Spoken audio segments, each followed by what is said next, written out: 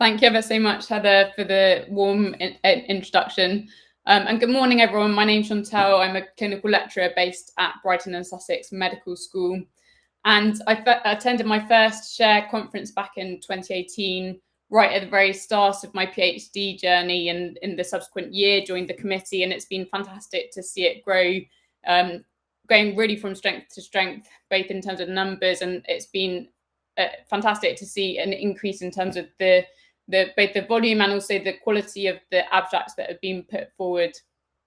So thank you ever so much from wherever you're joining us today. I know we've got a strong international audience. And really, this is an opportunity for me to talk to you about some of my own research, but actually drawing on that wider literature base and to really think about that evidence-based approach to sustainable healthcare systems. And we're going to be thinking about that particularly in the context of surgery. And hopefully giving an idea of the sorts of things that we can do to transition towards sustainable healthcare systems. Just to give you a bit of a sense of my background, so I'm a doctor by background. I started out as an academic trainee within management and leadership, and during that time I was streamlining patient pathways using lean management techniques, and that formed the basis of my master research. But I recognized that when we have these lean models of patient care, that actually there are environmental savings as well. And I was increasingly concerned at the time about the amount of particularly single-use plastic items that we used in my clinical area, which was ENT surgery at the time, and realised that there was actually very little out there, both in terms of our understanding of our environmental impact, but more importantly, what we could do to reduce it. So back in 2018, I embarked on this PhD journey to evaluate how we can actually mitigate our environmental impacts, and I'm pleased to share that with you today. So I'm going to start off, I can't emphasize this first and foremost, that climate change is a healthcare issue, and hopefully all of you who are attending today are familiar with this. But really it is our duty as doctors to really transition towards sustainable healthcare systems. We know that climate change has been posed as the greatest threat to human health of the 21st century, and there are direct and indirect ways in which climate change impacts on our health through extreme weather events, droughts, flooding, heat waves, as well as indirectly impacting on things like our food and water security and those climate-sensitive vector-borne diseases. And we know that it's those who are already suffering from health inequalities who are most at risk. And so really this is a matter of climate injustice. And so it's paradoxical when we provide healthcare itself that we're actually contributing to this problem. We're responsible for around 4-5% of our greenhouse gases in the UK. And those figures are roughly reflected globally. It's around a quarter of all of our public sector greenhouse gases. And what's interesting when we break this down is that actually a lot of our greenhouse gas emissions relate to the stuff that we're using to provide clinical care. So we've got around 10% contribution from our medical equipment, 20% relating to our pharmaceuticals, and other areas such as anaesthetic gases that really we are in control of when we make decisions as clinicians in terms of what we use to provide patient care. So we have this bidirectional association between human and planetary health, and we're very much interdependent. And it's been fantastic in the last sort of 3 or 4 years. We've seen a huge upsurge in terms of the global interest in this area. The UK became the first national healthcare system to commit to reach net zero for Scotland in 2019 and England in 2020. And in fact, in England last year, we've integrated these principles into legislation. So back last year, we integrated the Climate Change Act and the Environment Act into our Health and Social Care Act. I was fortunate enough to attend COP26 a couple of years ago, and 22 other countries came on board at that point in terms of these similar comparable net zero targets. And there are many other countries around the world who have pledged to develop sustainable and low carbon healthcare systems. And we're going to be thinking during this talk specifically about the operating theatre. And one of the reasons that it's such a good case study for us to look at is because of the sheer volume of single-use items that we typically see being used. It's a particularly resource-intensive area of the operating theatre. And to just put it in context, for a given operation, if we were to equate that to me driving in an average petrol car, it'd be the equivalent of me driving somewhere between 450 and 650 miles in an average petrol car.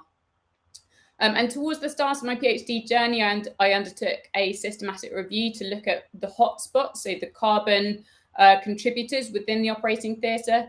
And there I found that the principal areas were the consumables, so the things that we were using, alongside the anaesthetic gases and our energy consumption, particularly for the heating, ventilation and air conditioning, so the maintenance of the theatre environment. But we have this particular issue relating to the products that we're using. On the right-hand side, you can see there a graphic that we took from an adenotonsillectomy. So a straightforward operation generating over 100 pieces of single-use plastic. And to get a sense in terms of, in a bit more detail, looking at those products and looking at what the underlying contributing processes, I undertook a carbon footprint to look at the 5 most common operations in England, to look at all of the products that we were using to get a better sense of what were the hotspots within those products. And I found across the board that the majority of the emissions related to the single-use items that we were using. So 55% in red at the bottom with the production of the single-use items. There's a further contribution from the packaging of those single-use items in red towards the top of the bar graphs. And the second key hotspot area was the decontamination of the reusable items. And the third was then the waste in yellow. So we'll come on to those as we go through the talk. But these are the main hotspot areas when it comes to products. And then another way of splitting the pie and looking at this data was then to look at what were the biggest contributing individual products.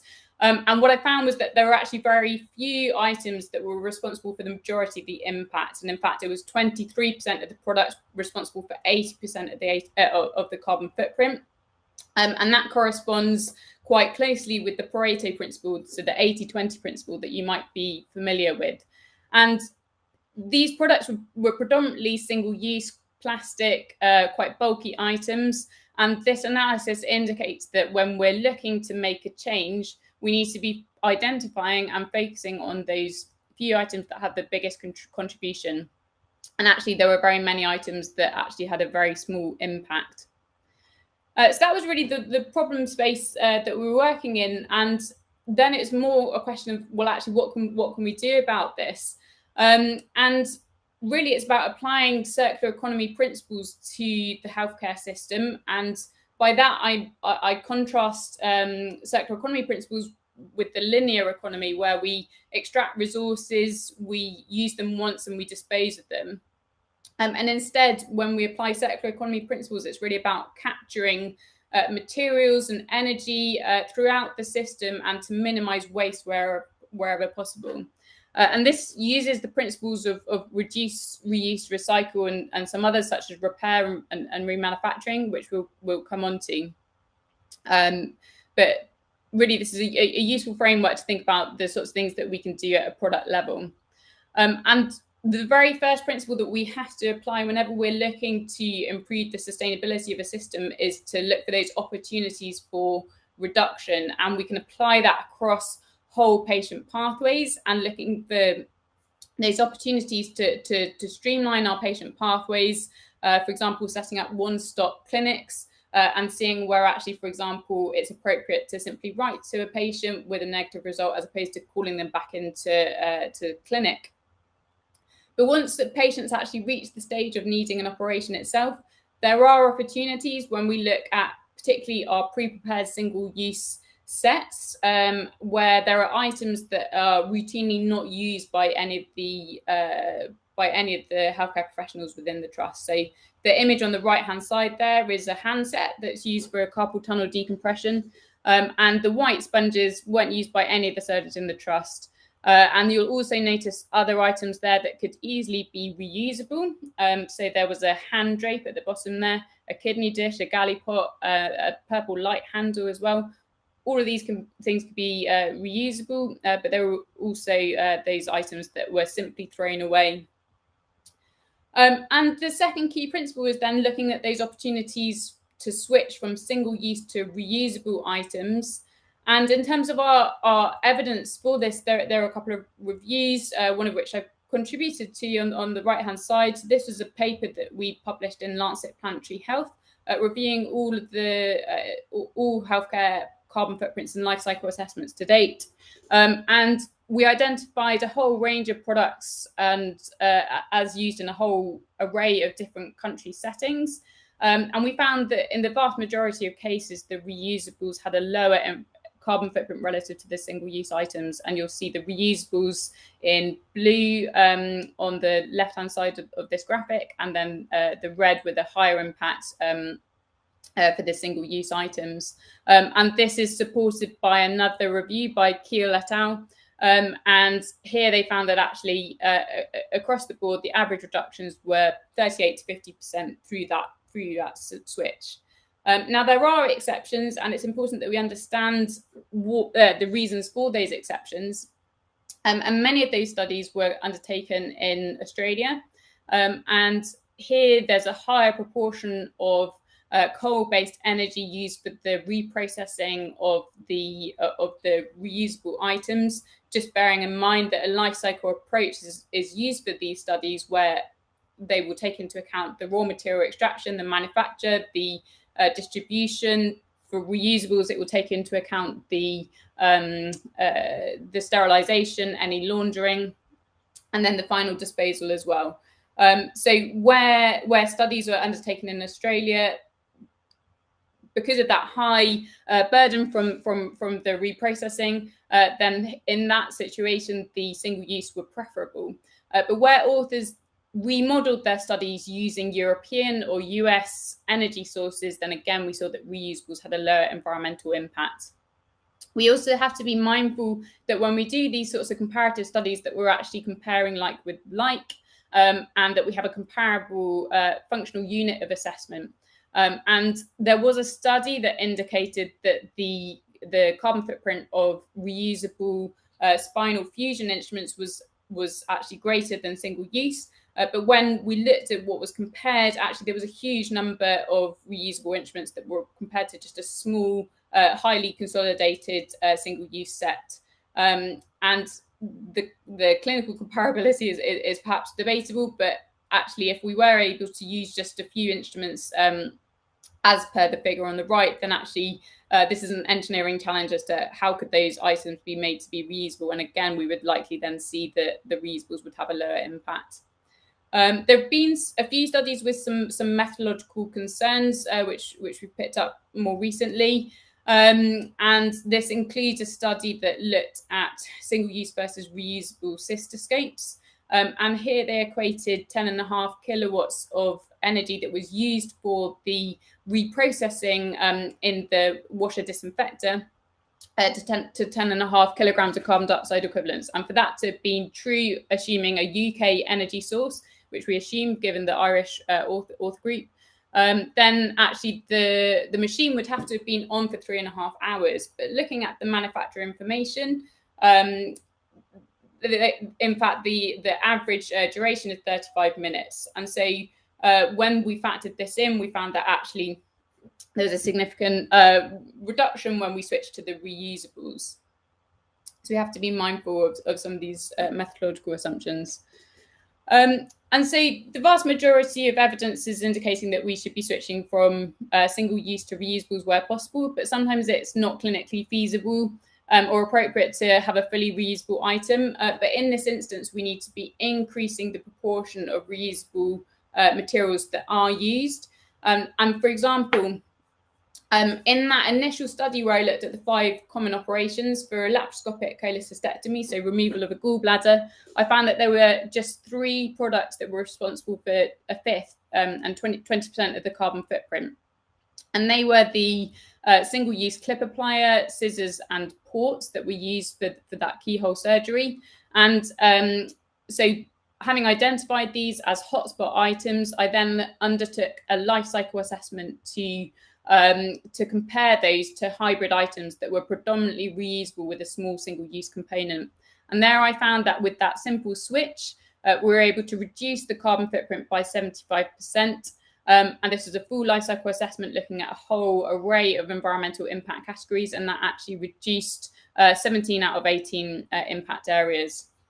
And if we were to adopt these 3 items for all laparoscopic cholecystectomies in England, this would save the equivalent of over 1 million miles on an average petrol car in terms of the carbon dioxide equivalents.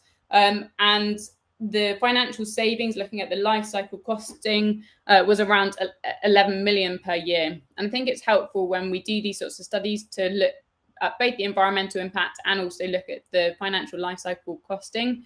And typically we see that the two go hand in hand. And so you may remember that the second key hotspot error was the sterilisation process for the reusable items. So once we switch to a reusable item, the hotspot then becomes the decontamination process.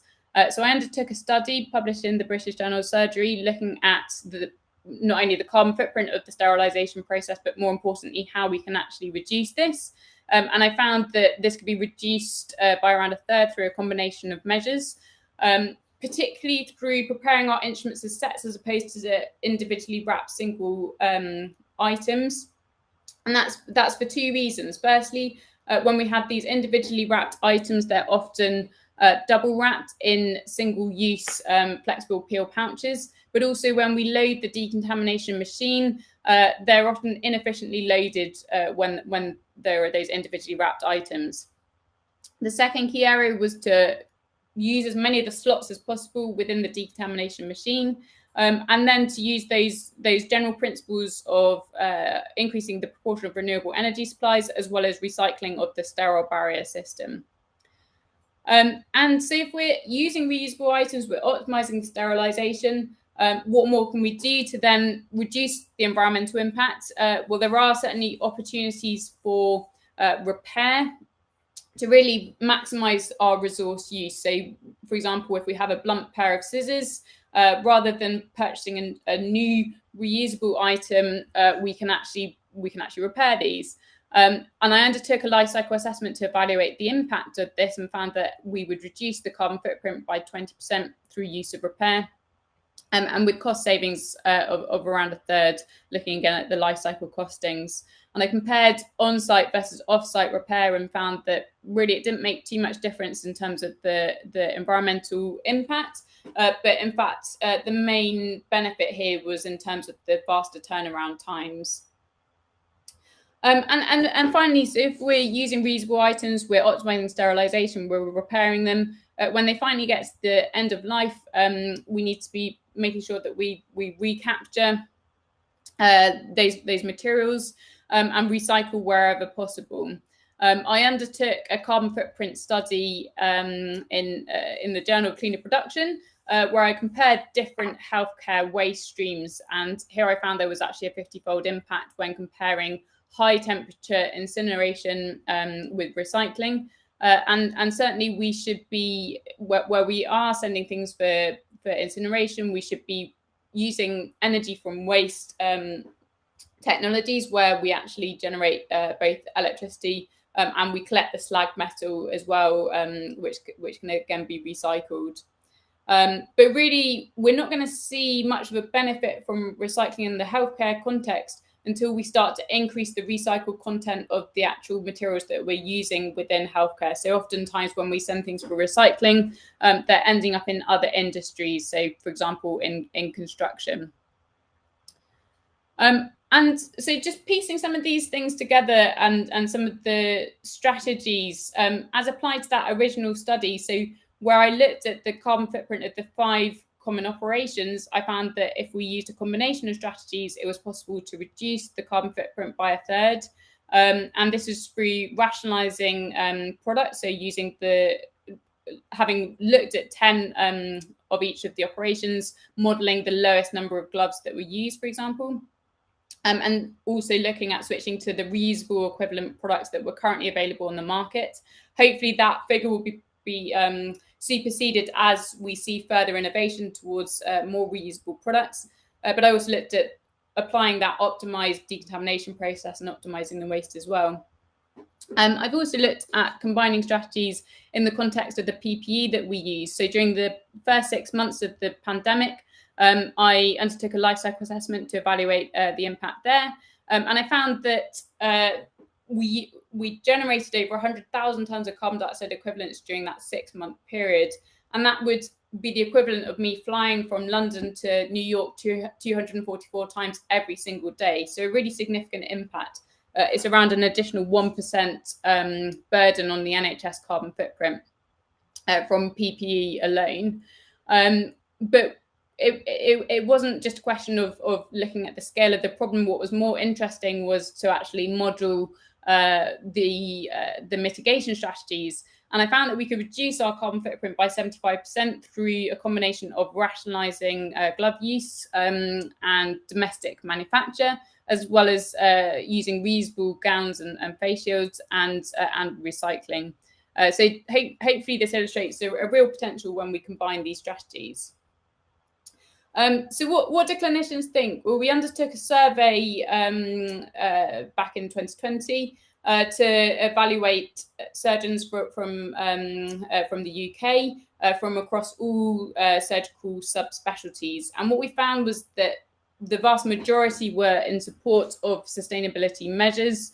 Many were doing things in their home, less so in the workplace. But what they really wanted was greater leadership, as well as educational resources. And partially in response to that, I've been involved in the development of a green surgery checklist. And this is co-badged by the Royal College of Surgeons of England, Edinburgh, and Glasgow.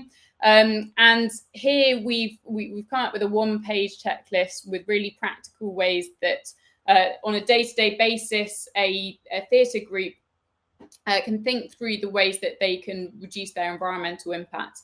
And I think the real strength of this is that it's then supported by a 20-page compendium of evidence where clinicians, when they're looking to develop a business case for change, for example, they can refer to that document and they can see the environmental impact as well as any relevant policy documents.